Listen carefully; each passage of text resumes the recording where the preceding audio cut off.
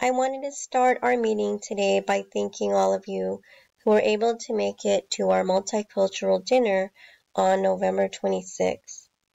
I think that this year's event has been the biggest turnout we've had since I've been working here. It's definitely a blessing for us to have a school community that is so diverse. We had dishes that came from all over the globe. In one aisle, we had dishes from Congo, Peru, Philippines, Taipei, Indonesia, and India. The reason I chose to talk about our multicultural dinner this afternoon was not only to celebrate the success of the event, but also to use the multicultural dinner as a segue for us to reflect on how our teaching practices are reflecting the multicultural diversity of our students.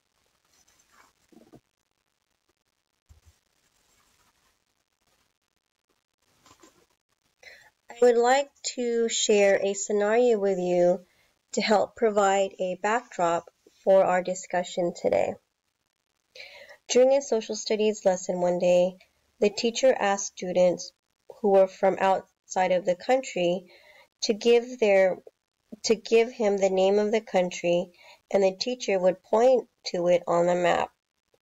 When it came to Caleb's turn, he told the teacher that he came from Eritrea. Unfortunately, the teacher was not able to locate the country on the map.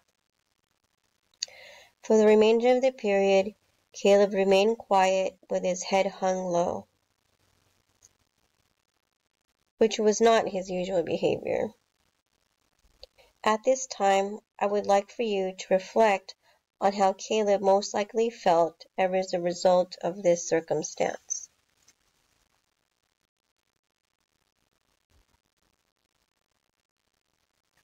A couple of other details I would like for you to think about are the following.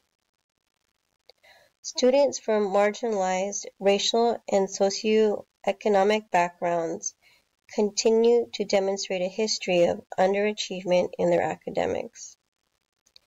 Teachers have reported that students with similar backgrounds demonstrate limited class participation, more specifically class discussions, when compared to their peers. And lastly, our school's mission statement says that we celebrate the cultural diversity of our students. However, at this point, our school-wide celebrations that demonstrate this are limited to the multicultural dinners and a Lunar New Year celebration.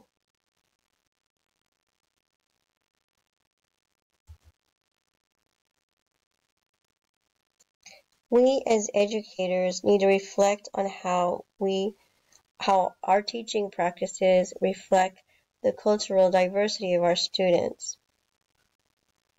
Are we meeting the needs of all diverse students in the classroom? And how are we creating an inclusive environment for all our students?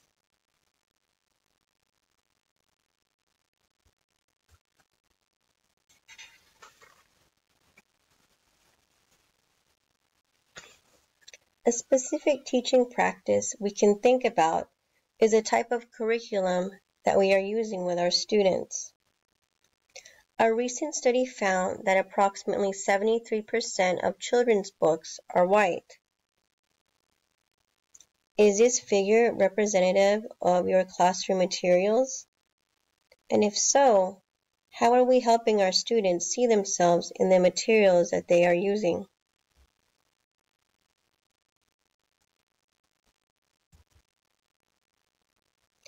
One promising solution that I would like to introduce to you is what we call a culturally relevant teaching framework. This model focuses on 4 teaching practices. They include holding high expectations for all students, creating positive teacher-student relationships, using the student's primary language as building blocks for learning new skills and knowledge, providing a multicultural curriculum that allows students to see themselves in the classroom materials, and also being able to use a teaching style that supports the different types of learning styles of students in the classroom.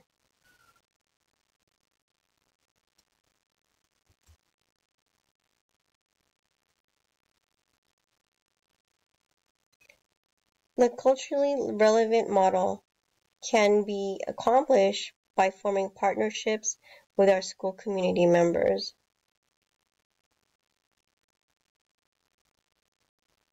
I look forward to partnering with you, the teachers, to select the best practices of the culturally relative framework that will be most successful and effective for our students in the classroom.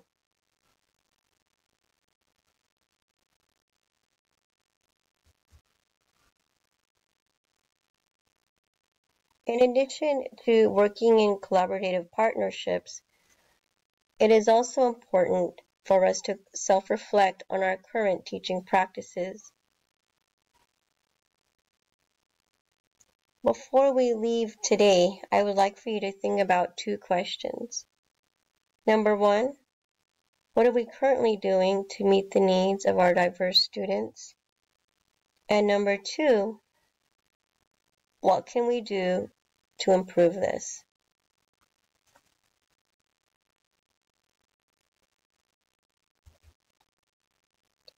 Thank you for your time, and I look forward to partnering with you to share more information about the culturally relative framework and how we can best support the needs of our students with culturally diverse backgrounds. Thank you.